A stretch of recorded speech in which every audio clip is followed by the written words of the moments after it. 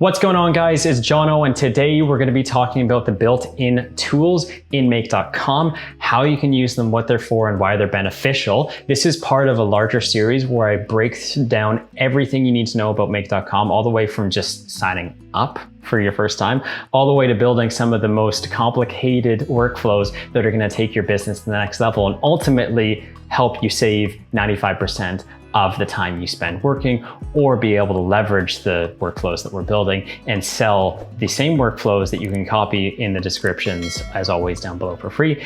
You can sell this for thousands or tens of thousands of dollars. So if that sounds like something you're interested in, let's dive into it right now, because the tools are one of the most fundamental things you need to know to take your automation game to the next level with Make.com. In front of me, we have Make, right? I'm going to actually switch over to a new scenario here in Make.com. We're just going to get straight into it right away. So if you come into Make.com, and I'm going to delete this module here, what you're going to be left with is a starting point, right? And we can click the big plus sign that's almost unavoidable on the screen. And we're going to be going through tools here, right? Everything you need to know about all of these different tools, right? There's a lot of them. And some of these are super, super beneficial. So let's get started. So a basic trigger is, well, it's a basic trigger, right? So it's going to allow you to get your foot off the ground really quickly. So let's say you just really quickly want to mock up a design and you just want to test that design and see how well it works. Basic trigger is great because you don't have to have some complicated setup. You just, run with something super simple, and within a matter of seconds, you're good to go, right? So you can add in data here, and the data that you're adding in is going to be hard coded, right? So you're not going to be, if this is the first step in your workflow, you're not going to be referencing or mapping any data from past modules, because this is the first module, right? So we can just come in here and we can start with some basic information. So maybe what we want to do is first name equals Jono and last name equals Catlif, right? So that's pretty cool. And once you click run, it's going to automatically start, and we have this data to work with. First name equals Jono, last name equals Catlif. The reason why this is actually more powerful than you think it is because it's going to save you a lot of time, right? When you're testing these systems out, a lot of the time you're referencing data from external softwares, and then you're bringing in here, and every single time you run to test it, you have to call the workflow from another software. And this is just going to cut out a lot of the noise in between, and it's just going to help you get started very, very quickly. So it's going to cut down a lot of the time that you're currently spending building out these workflows, right? So we've ran it, we've got some information to work with in our testing phase. On to the next step in the tools is we have these get variables and we have these set variables. And you can not only do one variable at a time, such as setting one variable, but you can also do multiple variables. So if you want to set multiple variables at the same time, you can click set multiple variables, right? And you can add as many as you want here.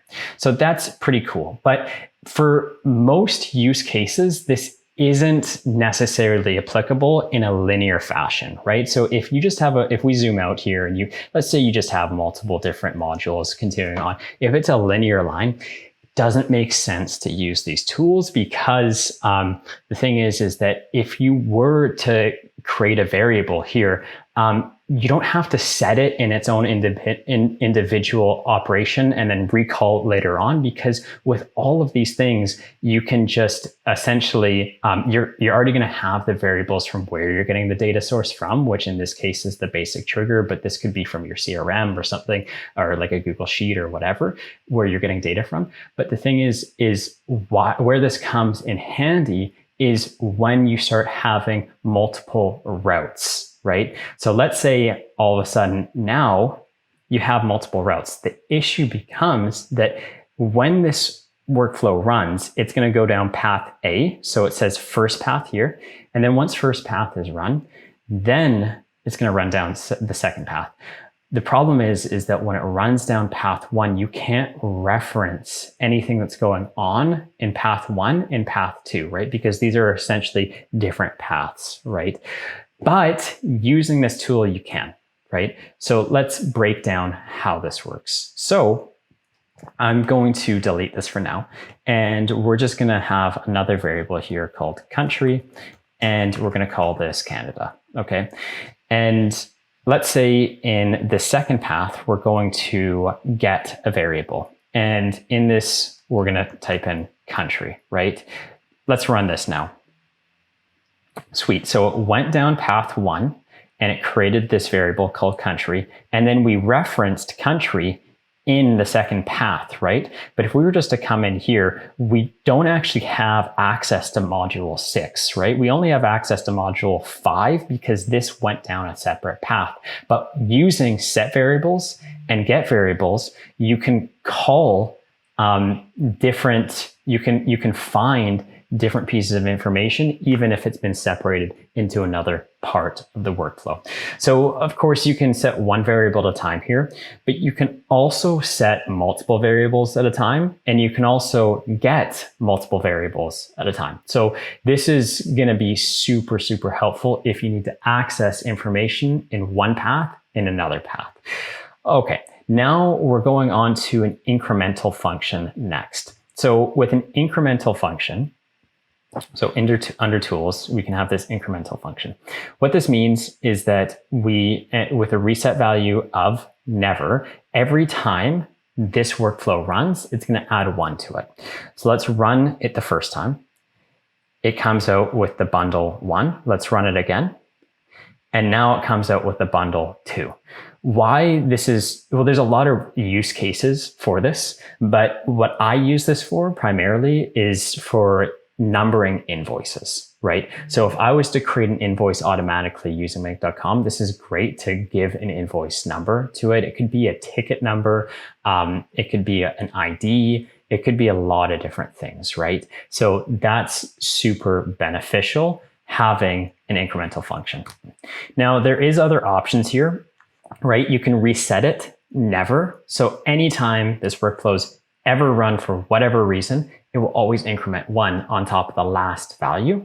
You can also do something where it resets after one scenario run. So once this scenario has gone through successfully, then it'll reset back to 0. And then the next workflow it starts, it can go 1, 2, 3, 4. And then the next, once the workflow is done, it'll start at 0 again. This is important if you have a list of information, right? So let's say you have 5 different clients and you loop through every client, right? The first client you go through is 1, the second client is 2, the third client is 3, fourth client is 4th, 5th is 5th. And then when you get back to the beginning and you run the workflow again a second time, it's going to start at 0 again, right? So there's that, and then every single cycle, every single time through, you can also reset it as well. So those are your options when it comes to an incremental function. This can be super beneficial, and I've definitely used this multiple times for my business. Okay, and let's move on to the next one. We're going to add another module in here, and the next module that we're going to add is a sleep here, and this will be wrapping up all of the actions. So what sleep does is it effectively is another way, it's a confusing way, it's a arbitrarily confusing way to say delay, right? So we're gonna wait for a certain amount of time. So let's say we wait for 10 seconds. When we run this scenario, this is gonna wait 10 seconds before it goes on to the next step here, before it hits this router and then goes down path 1 and then path 2. You can set this, it's set in seconds, right? And you can set it between a number of 1 and 300. Unfortunately, with this sleep function, you can't set it for days at a time, which is a bit unfortunate. But the reason why sleep is so beneficial and so powerful is, let's say that you are you're updating hundreds of records in Google Sheet, right? So let's just open up Google Sheet here. We're going to open a new tab. Let's say you want to add like 500 clients to this Google Sheet all at the same time. What's going to happen is you're going to hit a rate limit and Google's going to say, slow down, like you're going way too fast. This is way too much. And we're going to rate limit you, which is shutting you off. So now it's going to stop you from sending data. With a sleep method, when you delay it for 10 seconds or 20 seconds in between every single time you send that information to Google Sheets, it'll slow everything down and it will let you complete sending information without any rate limiting, without any errors. So sleep is super powerful, is another super powerful tool that you can use. All right, so let's move on here in tools, and we're going to compose. We're going to skip over aggregators and come back to this at the end. We're going to compose a string. Okay. So with composing a string, you can essentially just create whatever text you want. So you could say, hi, my name is Jono and Catlif, and then it's going to compose a string for you. This is not as powerful as, I probably never use this even once, just because when you're mapping variables in make.com, you can do it straight line, right? So if I was setting a variable here, I could be like, hi, my name is Jono Catlif, and it's going to have the same effect. So for me, composing a string is pretty much useless, and I've never used it in my entire make.com professional career ever, not even once. Cool. And then we're going to add another module here. We're going to go to the next tool. And what this is we're going to go to switch. This is actually pretty powerful. I use this quite a bit.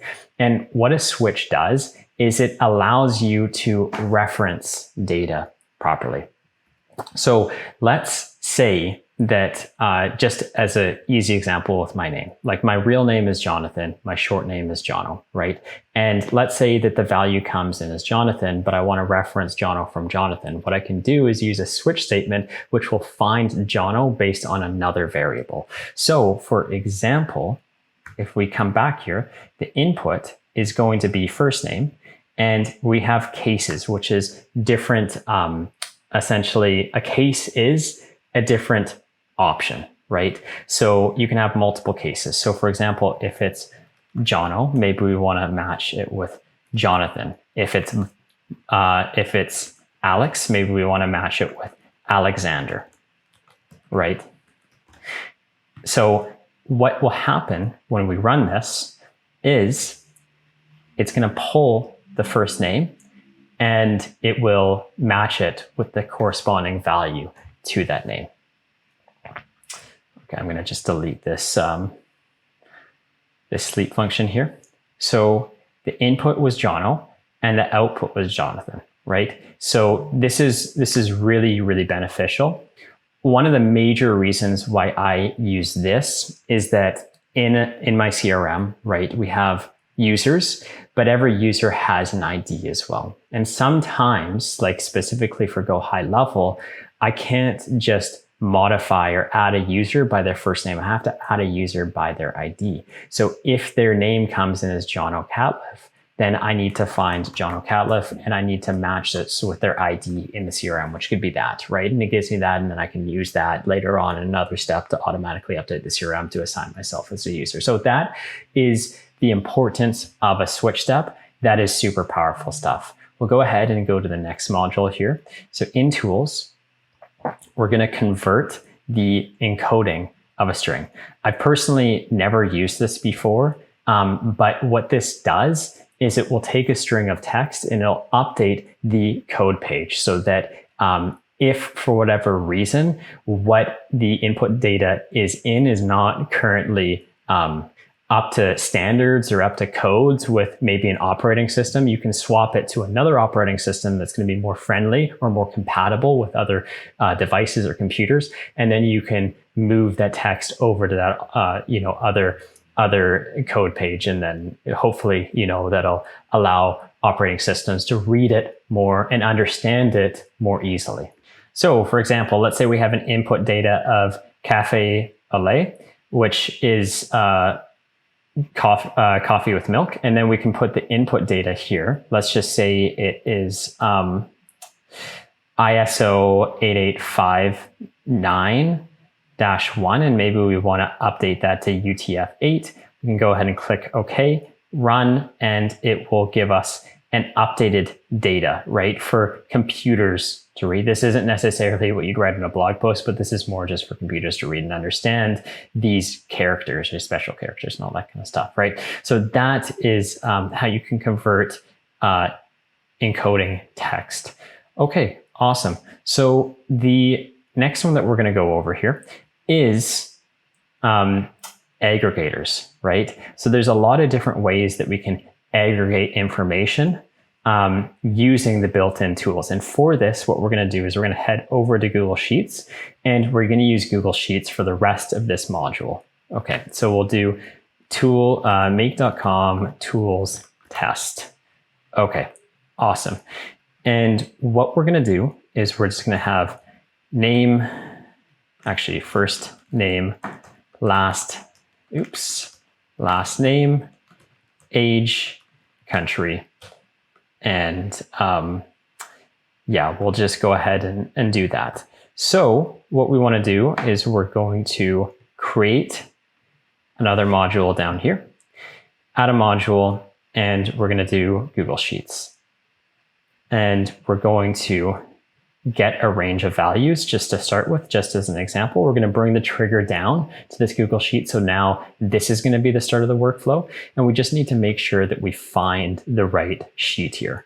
So we're going to select from all, and we're going to copy this ID. Oops, we didn't copy all of it. There we go. We're going to copy that sheet ID in here.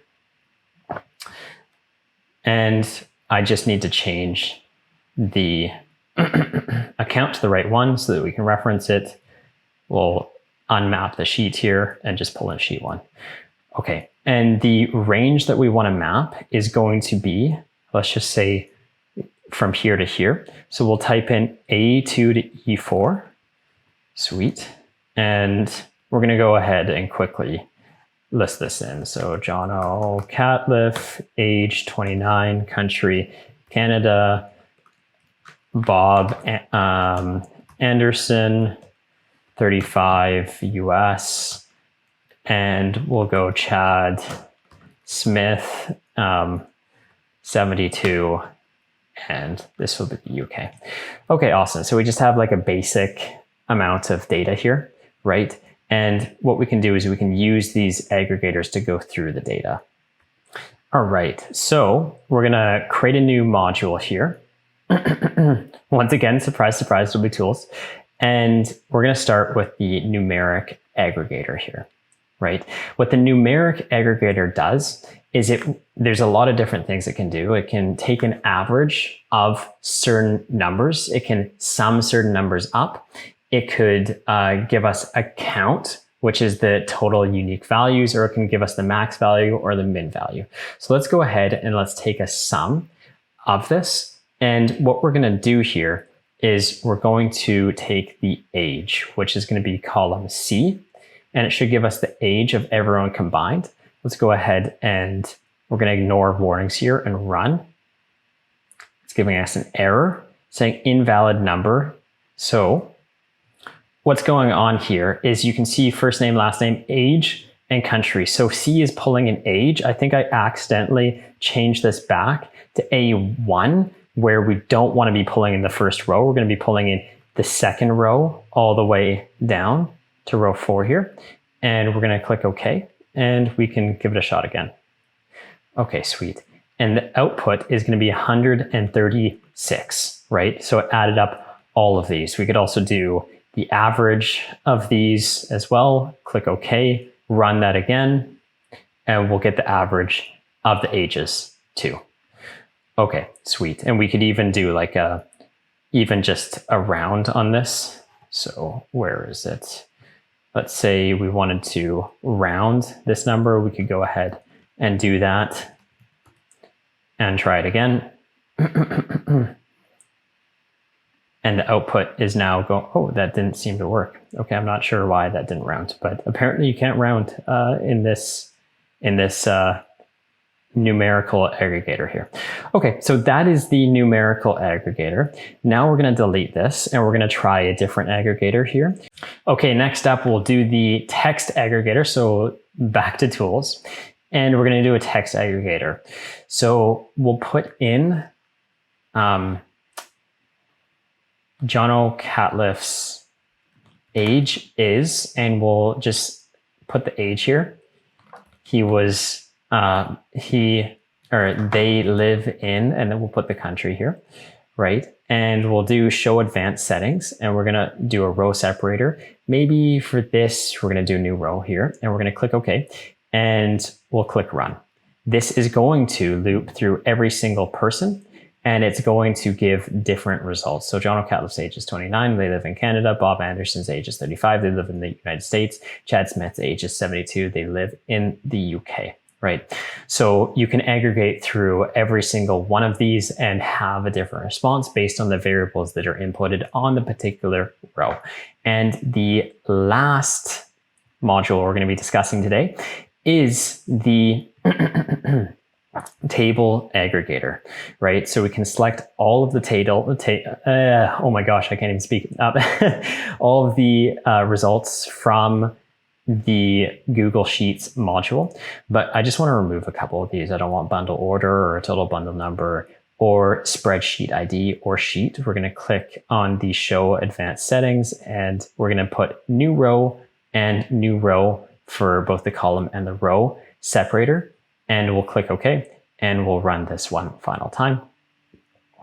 And here are the results in text, right? So it kind of goes through and it formats the data in a particular way.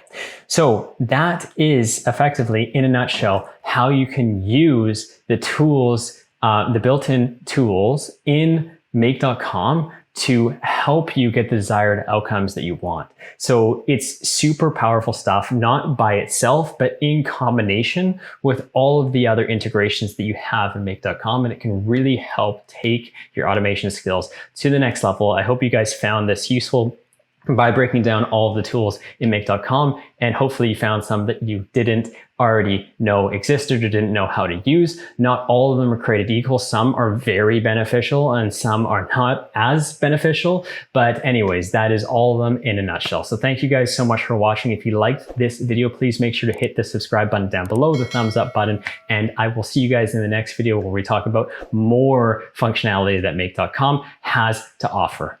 Bye-bye.